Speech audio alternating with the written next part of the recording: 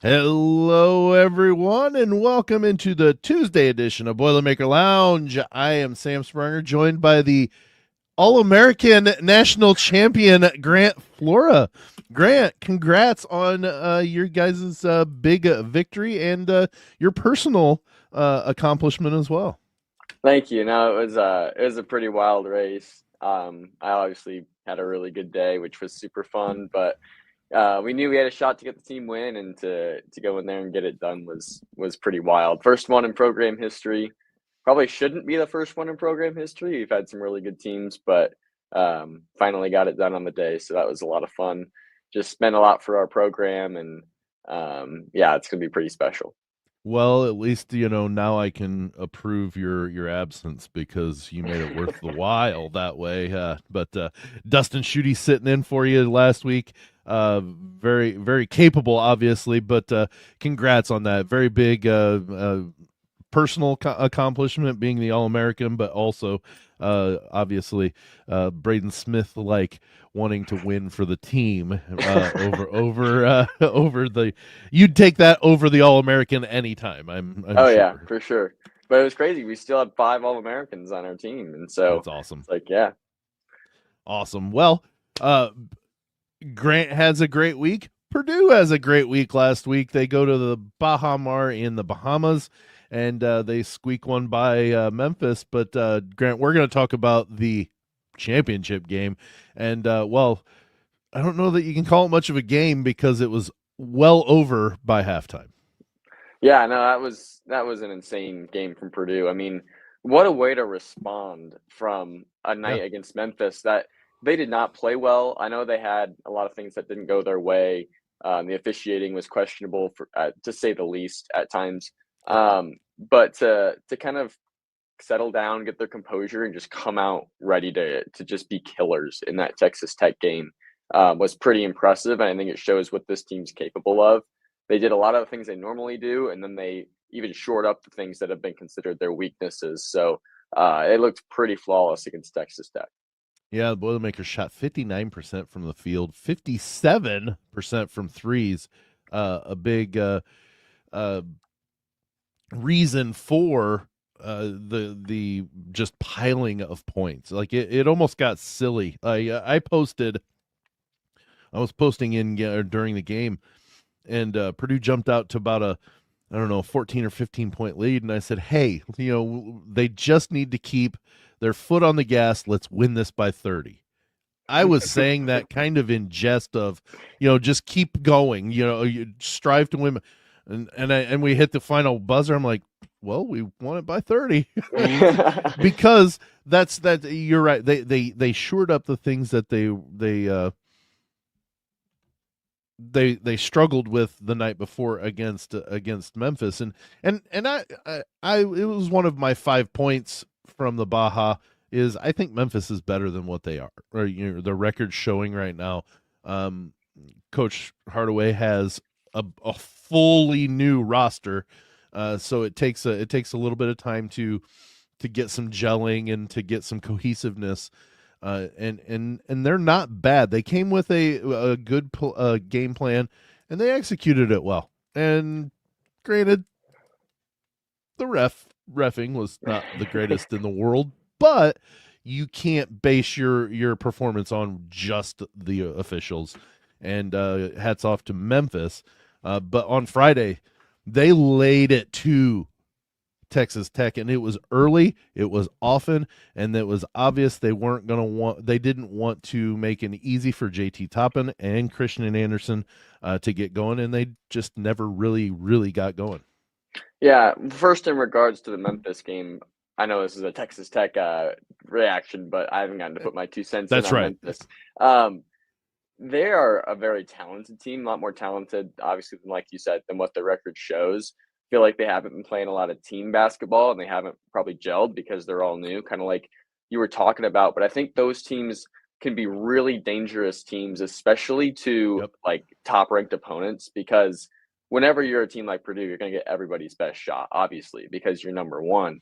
And so when you have a team that's talented but hasn't been putting it together, you know you're going to get their best shot, and it makes it a bit tougher to scout because your game film says they're a worse team than what they actually are. So Right. they're able to pull out and show some of their skill sets that you aren't ready for because they haven't been able to put it together yet. And I think part of that could have been what happened to Purdue is some guys made some plays they just didn't expect them to make because the first 5 games of the season or whatever it was for Memphis, they didn't do it. And so I'm not saying that to excuse the fact that Purdue was in a battle with them when maybe they shouldn't have been, but that is a factor for sure. But they got through that game.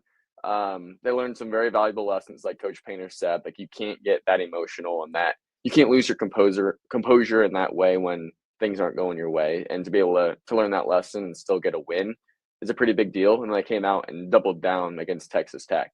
And so I just felt like the other thing about it is I just felt like the Texas Tech game, it's not like Purdue is just making everything and lighting up everything from like beyond the arc or something like that. They didn't have 15 or 20 threes. They went 8 of 14. So they I was were going to say they only shot 14. they were efficient, but the volume wasn't anything crazy at all.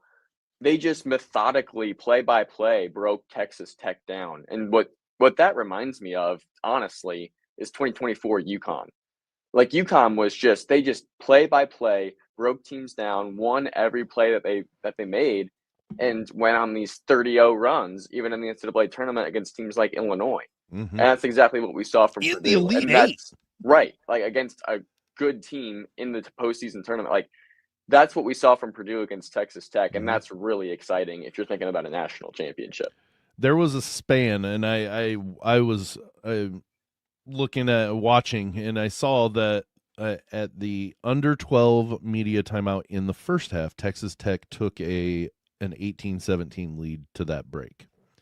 At the under 16 timeout in the second half, I did the math really quick, and that's about 16 minutes of game time.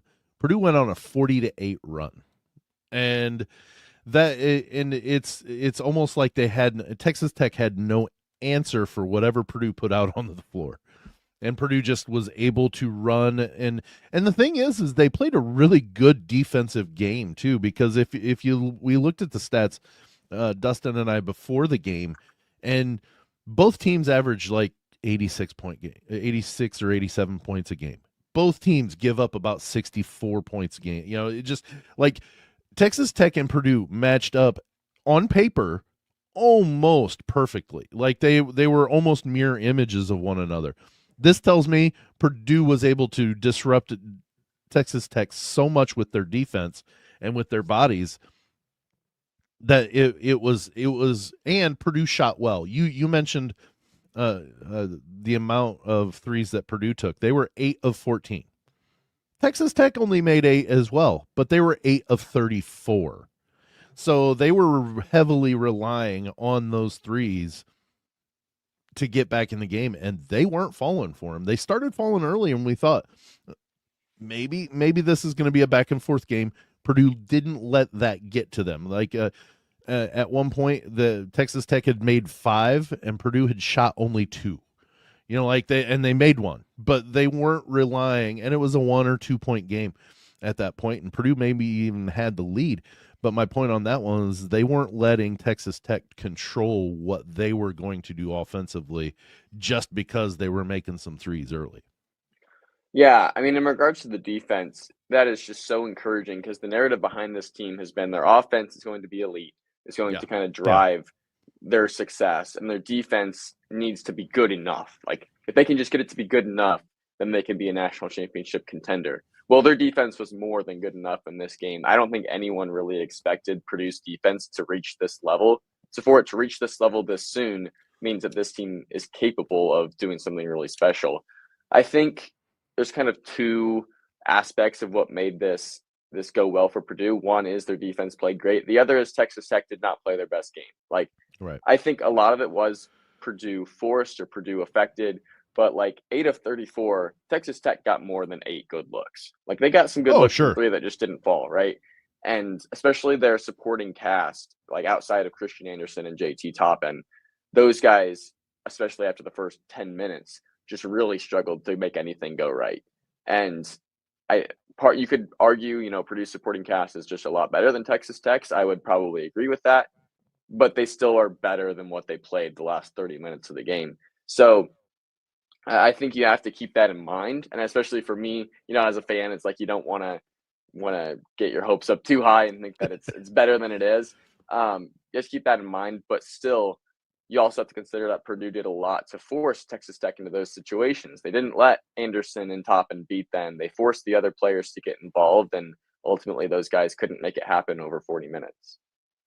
Well, I'm looking at the stat box score from that game, and I mentioned this during the post game reaction on Friday night, Saturday morning, whatever you want to call it.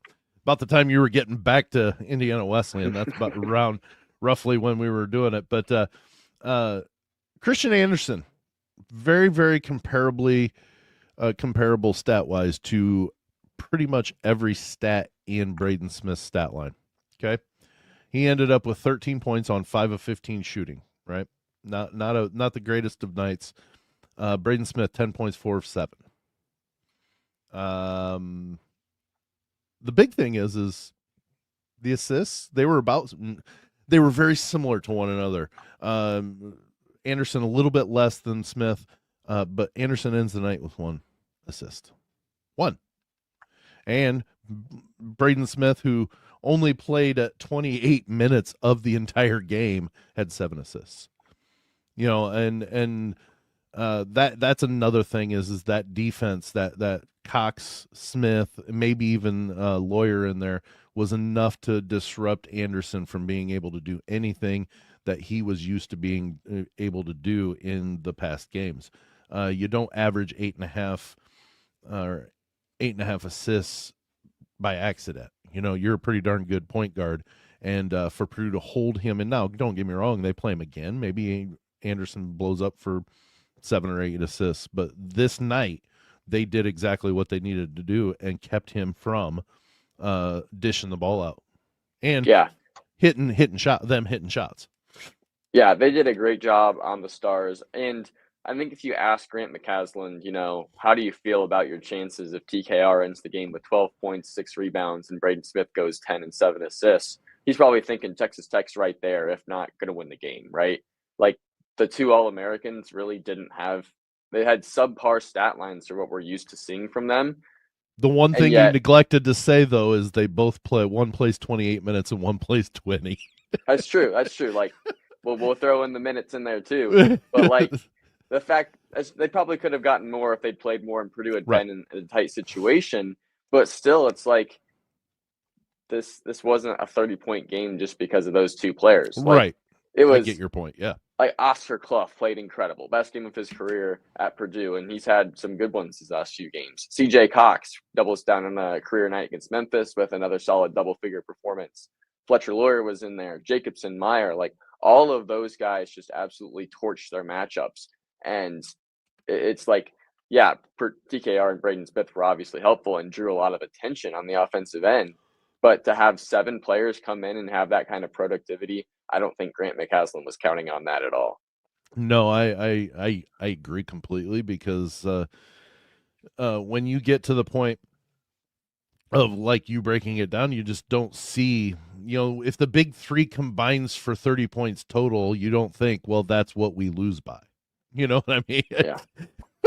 I mean, granted, it was 32 points, but like you get what I'm saying. You don't figure that's the amount you lost by if you lose it all by keeping the big 3 to that point total. So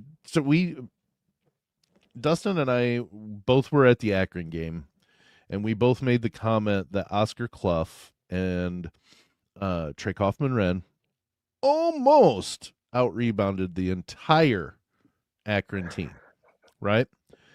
And that's a big deal. Like and don't get me wrong, Akron is a mid-major. They're not a huge program to where dominance and stuff, but that's still pretty impressive to almost out-rebound an entire team with 2 of your guys. Well, you move to Friday night, and you can do Oscar Clough and Daniel Jacobson, or Oscar Clough and TKR, and you're getting about the same amount. They almost out-rebounded the entire Texas Tech team. I really do think that Oscar Clough, and I made this one of my 5 points as well, about the Baha Mar. If he keeps up this production, and it may be the yin and yang, the TKR and Oscar Clough type thing, this could get Oscar Clough first all Big Ten first team with the way he's performing. Yeah, I mean, the stat line certainly kind of There's a is lot to putting him work in on, that position, but right? Yeah, it's hard to believe that Purdue could have, three players or something in that conversation, but you're not wrong based on the numbers. It definitely looks like that. But what's just so encouraging also is like the first two games of the season, first two regular season games plus the exhibition season, like we were having questions about right. Purdue's ability to rebound the basketball. Since then, I mean, they've dominated pretty much every game outside of like Memphis, where they only out Memphis, rebounded them they by three. right. But like we said, that was kind of a fluke of a game just with the way it went. And I think we can be confident that that's not going to be the case most nights because Purdue comes in against Texas Tech and out rebounds them by almost 20 and just looks like the much more dominant team. So Right. just for Purdue to have flipped that switch so drastically in a matter of a week or two, like is really impressive and is another one of the reasons why they actually are a national championship contender. They're not an overrated number one preseason team like we've seen the last few years. Between the rebounding, between just the defense that we started to see, the questions that people had about Purdue coming in are being answered in a resounding way. And Coach Painter talks a lot about rebounding and turnovers as kind of being two X factors to where Purdue has fewer turnovers and more rebounds. They win pretty much all of the time. And that's continuing to ring true. And the bigger those margins are, the more dominant Purdue's looking. Yeah, they've in we were expecting them to be better. We really were. I mean, this is not a surprise that they're better. I think it's the surprise that they're so dominant at times. Against teams that are pretty darn good. Um, Alabama. Granted, I get it. They're more of a perimeter shooters, but they have length. They have some size that allows them to be able to rebound. I mean, I was watching them play Gonzaga last night, and they had some presence down low to be able to rebound. I don't have the stat line. They may have been out rebounded by 17. I don't know. But they do have some length. They do have some athleticism that Alabama is able to rebound. Purdue out rebounded them by over 20. They're doing some dominating performance in their rebounding, which I didn't see happening. But I just didn't know how Clough would fit in, and he's starting to really show that. Honestly, I think that's what Matt Painter and the coaching staff went after was his capability of rebounding. It wasn't the scoring. The scoring's the icing on the cake with him. We struggled with rebounds. We need rebounds. We're going to bring the best rebounder in the country in the portal that's in the portal and bring him into our team and see what happens. And I think it's paying dividends on both ends because I think Oscar Clough and Dustin mentioned this I don't remember when, but last week at some point that he may be a huge presence, but only get one or two entry passes per game sometimes because of just everything else that the Boilers have going on. But he's going to get his double digit rebounds and his extra mop up points because he's rebounding and then putting it back in. He's not getting the entry pass to start the play, but he's going to be one of the dominating players because he's able to do all of that. Yeah, it's crazy to think that at the start of the season, like in the off season, I guess, when we were talking about this team, and you and I think, still question this a little bit, but I heard a lot of outside noise as well of people that had this question. But it was, is Oscar Clough's rebounding going to translate to high major competition? So And far, yeah. it clearly has. And yeah, just the fact that we were questioning that at one point is pretty crazy. And we also talked about, and you talked about this, the fit with him and TKR. Like there was a time after the exhibition season, and I think maybe the first one or two regular season games where we were like, this team might have to start Daniel Jacobson and bring Clough off the bench just because Jacobson fits better with TKR, Mm-hmm. and Clough can kind of be that guy to relieve TKR where he has that offensive game that can keep the paint presence going when TKR is on the bench. Well, here we are, and clearly Oscar Clough belongs in the starting lineup, has worked so well with TKR with a 15-15 game right next to him for TKR still played 20 minutes. Like, this is working. And Right. Clough is just satisfying so many of the needs that Purdue needed from that 5 spot even a year ago. And it's just like, I feel like for these guys that are new to the team, and these guys really that aren't the big 3, the more they play and the more that they have these types of nights, the confidence is just going to keep going up, and it's just going to keep helping them in so many big ways. I think we're starting to see a little bit of the flip side of that with guys like Jack Benter and Jakari Harris. They've had some nights that haven't really been huge productivity from them. Not that like Purdue needed it or that those guys even had the most opportunities, but they just haven't seen those types of games. And we've seen their consistency and performance start to decline a little bit as well. Like, I really would like to see more from Jakari Harris in the coming games, just because I think he has it in him. We saw it in Yeah. that second exhibition game, but I feel like lately we just haven't seen a lot from him. Benter obviously doesn't get a ton of minutes anymore because DKR is back, but at the same time, I feel like his shot just hasn't been falling from the outside. He's getting a couple baskets here and there, but like we know he's got more in him as well from when he had to fill in for TKR. But on the flip side of that, the guys like Oscar Clough, Omer Meyer, CJ Cox are just getting so confident and having some big games, and that's going to be huge for Purdue.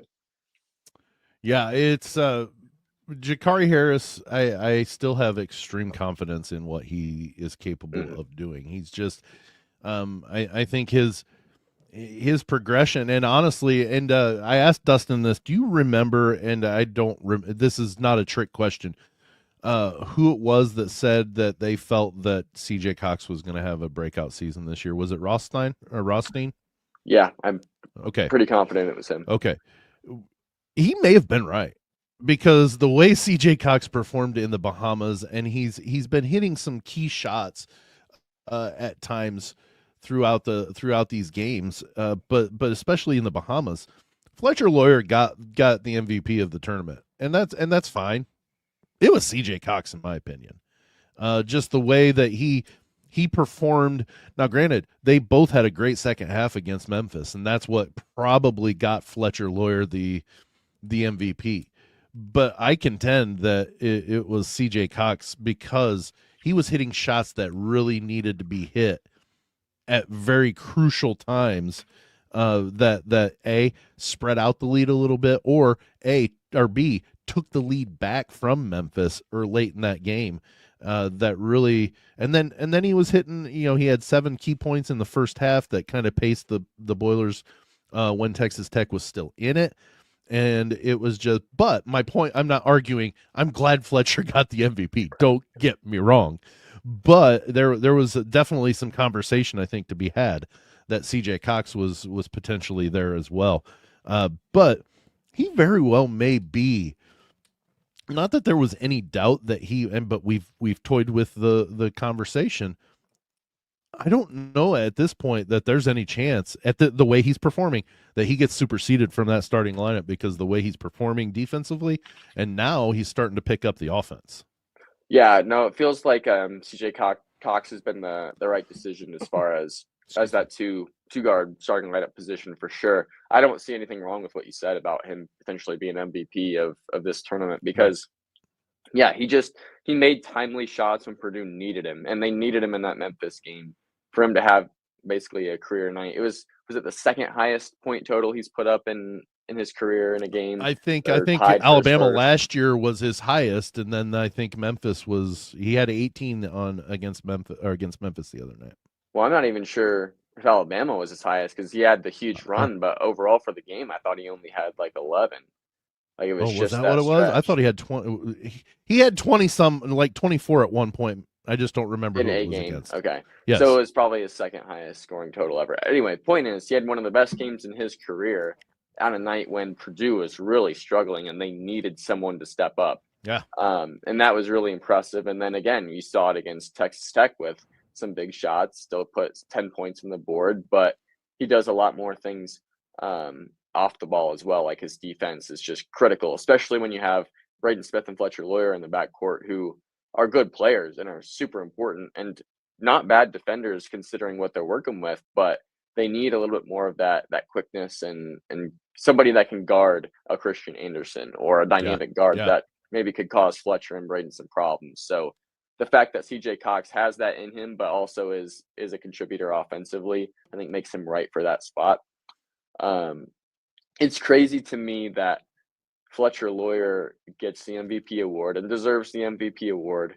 And he had a huge game against Memphis, 20 points, but then he scored like 10 with 2 rebounds and 2 assists in the Yep. championship game. Like, really not that crazy of a stat line at all, especially for him. And yeah, He he's still shot a the little MVP. bit lower than what Cox did. That's why I guess Right. maybe Cox was 4 of 8 with 2 of 3 from threes, 3 rebounds. He had an assist.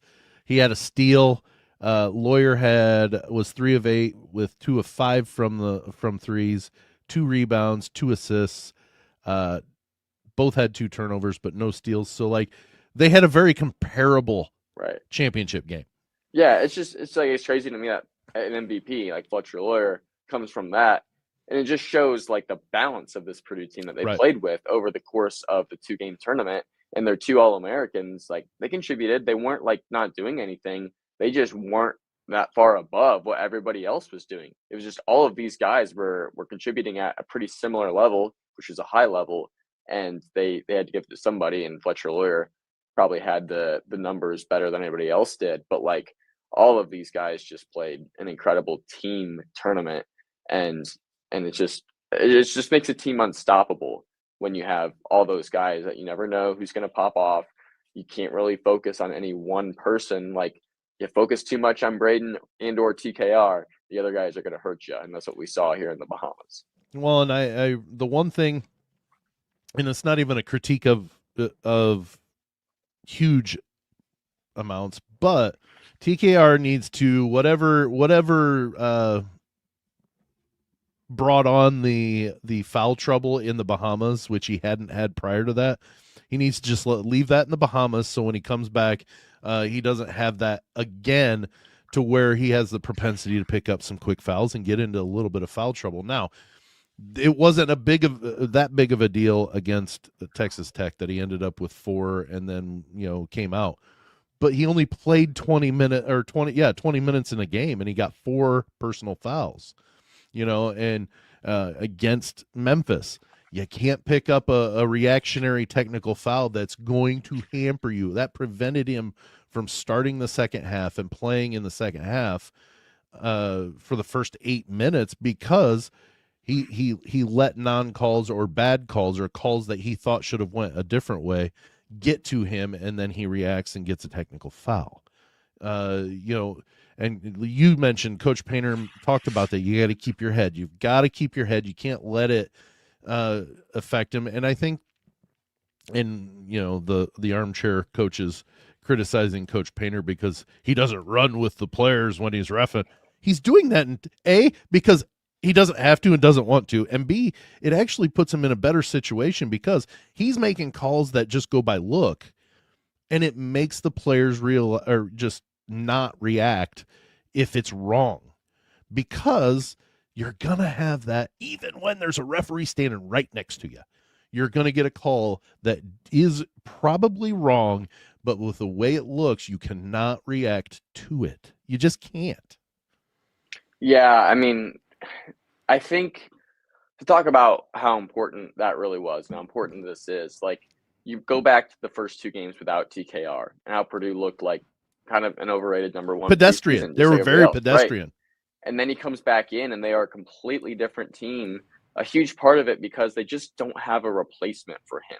Like Jack Benter is just a completely different player than TKR, and he's good. Like I'm definitely glad that he's their backup 4 for sure, and he provides them with a bit of a different look. And let's call it what it is. He's a freshman, even though he's a redshirt. He's a freshman, so he's got to work his way into TKR level. Yeah, but like he's not as big as TKR. Right. He's not as strong and physical.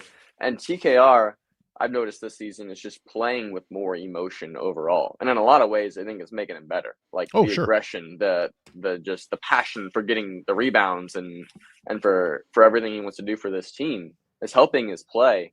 But you have got to recognize your value on the floor. And it's getting to the point too where because Omer Meyer is on the roster, I almost think I'd rather Braden Smith be in foul trouble than TKR, because I know Omer can come in and Purdue can survive and stay afloat. But if TKR is still in the game, they're going to have that presence at the 4. They're going to get rebounds, have a consistent offensive option. But when TKR goes out, that can completely derail the rebounding. It takes away a huge offensive weapon, and it just, even defensively, it can be a bit more of a struggle when he's off the court. It just goes to show he might be more valuable on the court to what Purdue's trying to do, even than what Braden Smith is. Maybe. I'm not saying that without question. I'm just saying because of what Purdue's roster makeup Nope, I heard is. you. You said it. It's stamp it.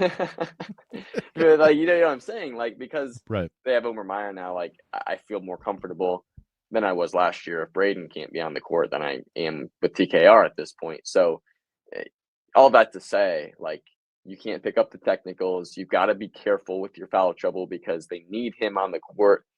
And yeah, the game against Memphis, they were calling a lot of stuff, and it felt like, you know, there was a stretch where you couldn't touch anybody if you were trying to get a rebound, and then there's a stretch where people were going after it and hitting each other, and nothing was getting called, and that's kind of the issue with the officiating. You're going to have that in the Big Ten, right? Yeah, you're going to have nights. You're going to have games where the first half you're going to be able to murder one another, and then in the second half you're going to barely even be able to blink at them, and it's going to be the game, a tale of two games. You have to be able to cage your emotion in order to say, look, I think I got screwed on that call, but you know what? I'm going to sit here and I'm going to take my 6 seconds to walk down the court and fume about it inside my head, and then I got to get over it and start the next play. I know it's easier said than done. It's a lot easier for an older person such as myself to say and be able to probably execute it a little bit more than an emotional, very, emotional and very effective young man who's an athlete trying to do that as well. I get that, but at some point you've got to say, you know what, Coach Painter's right. He's obviously been through this fire multiple times. I've got to be able to hold it in here and be ticked off beyond belief. That's fine. But as soon as that whistle starts or that ball gets inbounded, you got to forget it, because you know what? There's nothing you can do about changing that play. You've got to turn and make the next one. And TKR is doing a fine job. I'm not that's the only criticism I have of the entire Baha Mar, really, is stay out of foul trouble. And it's not just TKR. Daniel Jacobson was in some foul trouble. Braden Smith got 4 fouls. There was, but at the same time, that was during the game that there were some very questionable calls. But still, you gotta know that they're going to call it and kind of be a little, maybe not a little, rein back the aggressiveness a little bit, just a little. Yeah, and be able to control it a little bit better and whatnot. And you're absolutely right. Like, we're not trying to just rip on TKR here. Like, we understand the challenge, and like none of us are out there on that court dealing with that. So, like, who are we to start harping on it when we've never really now trust me it? I had some words for the ref. Yeah. Oh yeah.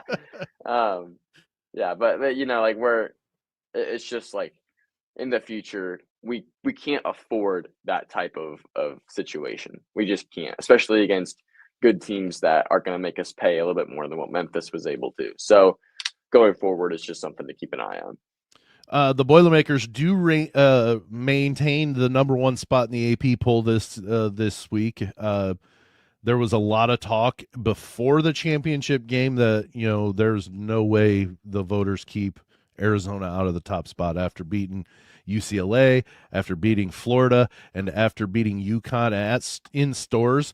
There was no way the voters could keep Arizona out of the top spot. And Purdue basically said, hold my beer. We're going to go beat the 15th ranked team in the country by 30, and now see what you can do about it. Purdue maintains it. Would you have had any problem? I'll just ask it without telling you what Dustin and I said about it. Would you have had any problem, even with the 30-point win, if voters would have put Arizona at number 1? Ultimately, no. I think Purdue is the best team.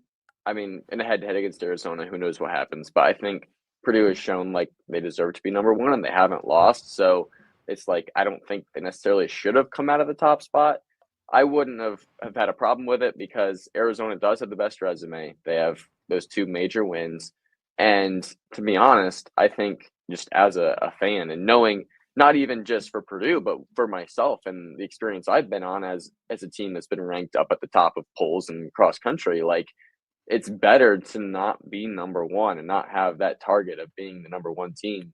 And you can kind of still be chasing after it a little bit. So from that perspective, no, I wouldn't have had a problem at all if Arizona had been number one. I think Purdue is the number one team, but I wouldn't have had a problem if Arizona was. Yeah, the more I thought about it, Dustin and I both said, even if they come out and Purdue's number 2, no problem. The more I thought about it, I still wouldn't have a problem with it because it's a November ranking poll. Yeah, It's not that big of a deal. But I would have had a little bit more because of what Purdue did. They played a 15th, granted, neutral court, but they played one of the best teams in the country, top 15 team, with a Naismith Award finalist or watch list guy, and many think is going to be one of the finalists.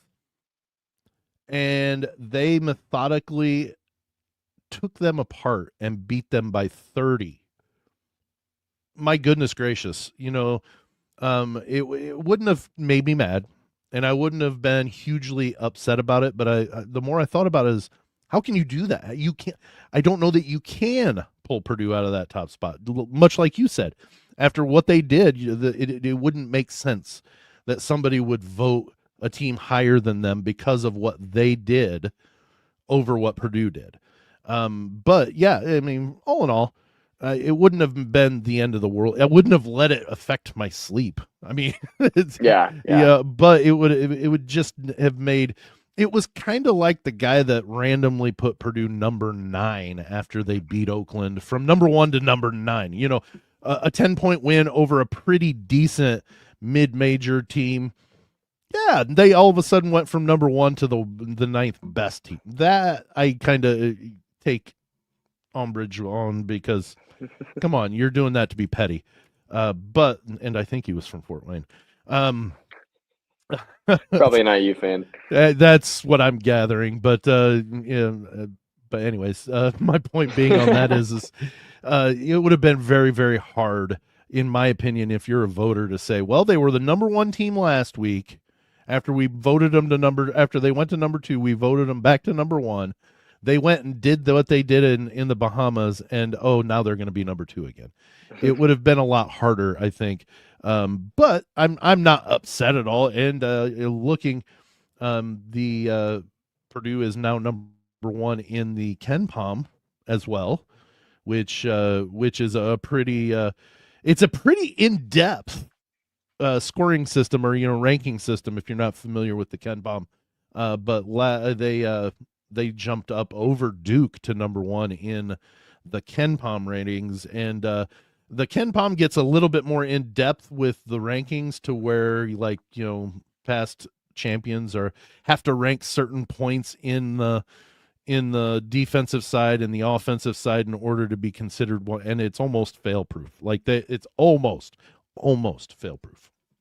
Yeah, I think the biggest thing with Ken Pom, when you're looking at it this early in the season, it's just because it's so statistical, it requires a bigger sample size in order to be more Absolutely. accurate. And we're still early enough in the season that, a lot of stuff is changing because every new game, I mean, only have 5 games, and you play a 6th game. That 6th game can make a pretty big impact on what your statistics are from the first 5. So, you see a lot of those big changes. I think later in the season we can look more even at Ken Pom and the net rankings and stuff, and they might be a little bit more solidified. But no, still, you're absolutely right. The depth of those rankings is pretty awesome, and to jump up to number 1 says a lot about how Purdue's played. And ultimately, in the AP poll, it still wasn't that close. Purdue got 46 first place votes. Arizona had 11. It was pretty well agreed upon among the AP. I think that Purdue is the best team in the country, and so when Purdue has that number 1 ranking, it does give them a lot of confidence, and it's really cool. And definitely glad to see them still retain it, and we'll see what happens later on. So. One last thing before we wrap up for this Tuesday is I'm looking at the all-time list for assists in NCAA history, and I'm looking number 51 is Braden Smith at 810 assists for his career. Still got plenty of games left. But in the next couple of games, he could, if he averages, let's say he averages 8 per, that puts him at 16 uh, for the next couple of, well, for this week, let's say he gets 10 against Eastern Illinois. He's could potentially jump up to, let's see here, 44th, jumping Chris Duhon and company. Mateen Cleaves is in there. Elijah Hawkins, who played at Texas Tech a few years back. That is, he could jump from 51 to 43 or so with 10 assists. A lot of people he's going to be jumping with some names that we know. I have Pooh Richardson from UCLA from way back in the day. He is sitting at 37th, and he's only 23 ahead of Braden Smith. So it seems like a lot that he's at number 51 right now. But he's going to jump a lot of people because 51 and 26 are only 40 assists apart. So like that's he's going to be jumping some players in this, and if I know our buddy Mike DeCourcy has been basically tweeting this out every game with those assists. Braden Smith jumped, and gets him to a certain point in the lineup or in the overall rankings. So it's definitely something else to watch when it comes to the Boilermakers. Yeah, for sure. It's gonna be interesting to see how that continues to play out. I forget what they said the average needed to be for him to be number one by the end of the season, but I I think feel it like was slightly over 10, I think is what he needed to average. I think that's what it is if he were to break it before the end of the regular season. So like then if they make some deep postseason runs, that gives him an even better chance. But he's starting to get closer to that. I mean, he's averaging what 8 point something so far, something like that. So he's putting together some strong consistency with his assist numbers for sure. He is 200 and let's see, 266 assists away. Yeah. From he's averaging 8.8 on the season right now. And there's probably, let's see, they're 6-0, so when they go 40-0, that means they've got 34 more games. So if he averages the 8.5, he's probably going to break it sometime in the tournament. If he averages 10, he'll break it before the end of the season, I think, the regular season, I think, because there's still, there's 20, you play 20 conference games, right? Isn't that what we play? And then another 3 or 4 yet, so about 24. So if he averages, he's going to come close if he averages 10. But you know what? Take it easy. Average only about 8, and then we fine, and just break it by the time we're cutting nets down in Indy. That's I'm okay with that. Yeah. What a championship game, He passes Bobby Hurley to TKR for the winning basket, or whatever. Yeah. Yeah. Adds more incentive to make it that far. Yeah. Right. The more incentive, the better, I guess. But I say that in jest because he doesn't care. He really, honestly, I do believe he really does not care whether he gets this. I think his teammates want to get it for him because that means he's dishing the ball out to them to get points and get wins, and that's the ultimate goal, is to get the wins to get to the point where you're cutting down nets in Indianapolis, because that is the ultimate goal. But I think they want that for him because of what he's meant to the team up to that point, plus that second meaning behind what him dishing it out means is they're getting points and they're getting wins from it. Yeah, for sure. Like, I think when his assist numbers are higher, like the offense is just flowing better.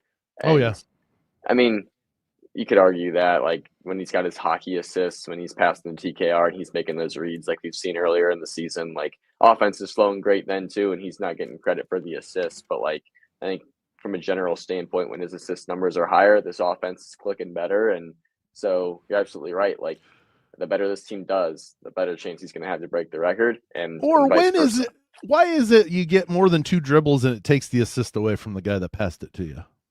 Yeah, it's unfortunate too. I guess I see the reasoning behind it, but it Well, doesn't if you're really just like sitting it. there doing this, you know, and or whatever, trying to, but if you're backing him down or whatever, Yeah, it's still an assist. He fed him. yeah, it's pretty. It just feels like it's situational, and it's hard to make like a cut and dry rule about it. I get it, but still, you know, there are times there's probably 30 or 40 of them I can think of in my head just over time that definitely would have added to his totals. You know, he'd already be in the top 30 if Yeah, just from the ones I can think of. yeah, That, you know, because TKR took 3 dribbles instead of 1, you know, or whatever, you know. But yeah, yeah, I'm not going to be too. The ultimate goal is you know, Lucas Oil in April, and that I think is what the driving thing is. But I'd love to see Braden Smith, the kid that does nothing in you know, from previous years, people saying he's benefiting off of Zach Edey. He's, you know, this, that, and the other thing. He's too accident prone, whatever excuse you gave for him to, oh, he's just good because. No, he's just a damn good basketball player, period. Let's not mince words. He's got the best pump fake I've ever seen, the best shot fake I've ever seen from anybody. He makes it literally look like he's going up without traveling. He's mastered it. He can hit a fadeaway on anybody. And you know what? You don't leave him open because he's going to hit a 3 and just bang it in your face and just be like, boom, where are we at? You know, I love the attitude he carries with him because it's not overboard to where you're like, whoa, that's too much. But I understand completely you hate playing against him because of the attitude. But as a fan, you're like, oh, I love that because he doesn't let it affect how he plays. He lets it drive. It's just it drives him to play the way he does. You know, that chip on his shoulder of nobody respects me, you know, all that. Boom, doesn't matter. He puts it to bed with his talent. yeah, and people don't have to listen to us. We're Purdue fans, of course. We're gonna say he's an insane player, but who you should listen to are the opposing coaches. You know how many opposing coaches have just totally just talked about all the great things Braden Smith does and how he's one of the best players in the country, if not the best, and it's just doing all these great things. Like opposing coaches are recognizing all of this, and if you can't trust their opinion, then whose opinion can you trust? Because they Take obviously aren't trying to let Braden Smith be the best player. He just is. right. Take whatever coach you root for or whatever team you root for. I guarantee you that coach that you have, there are maybe 5 that would not take Braden Smith over who they've got in at the point right now. Period. I mean, that's out of 317 teams at the D1 level. All but maybe 5 would take Braden Smith over who they have. And that's not saying anything about who they've got. They know Braden Smith, like what Braden Smith brings to the game and brings to his team. And even off the record or anonymously, they would say, yeah, I would take Braden Smith. Heck, a lot would probably say it even, you know, like, yeah, we would take Braden Smith. I mean, the kid's the best point guard in the country from last year, and he's coming back and doing great things still. I think he's going to be a 2-time Cousy Award winner just because he's able to do what he just keeps doing Braden Smith stuff. Period. It's there's no taking that away. Period. Yeah, and I'm pretty sure other coaches have been polled on like, who's the best player in the country? What player would you take right now if you had to start a team completely from scratch? They're all talking about Braden Smith. Yeah. So, like, that's real. It's legit. We're not just speculating here. We'll research it. I'm just glad he's on our team. Right. All right. Well, that brings us to the end of this Tuesday's Boilermaker Lounge. Grant, again, congratulations on your success, your team's success at the Nationals for cross country. and bringing home the national championship. We will now call you the All-American. That's nothing you can do about it. That's what you're going to be. You know what my teammates are all calling me now? What's that? So obviously the race was in Tallahassee, Florida. So now they're all calling me Grant, Florida. And I'm like, you know what? I'll take it. No, it's the All-American Grant, Florida. No, I have best teammates, best coaches. No, I appreciate it all, but it's about a lot more than just one person for any, sure. But you know, but our it's team still does so much. You're our All-American, so therefore you're going to be the All-American. But all right, there you go. But thanks so much for joining us this Tuesday edition of the Boilermaker Lounge. We'll be back later this week. We're not sure. Maybe on the timing. It'll air Friday. We just don't know when we're going to record it with the holiday coming in. But happy Thanksgiving, everybody. Thanks so much for joining us this week. And for Grant, Florida, I'm Sam Sprunger. We'll see you later.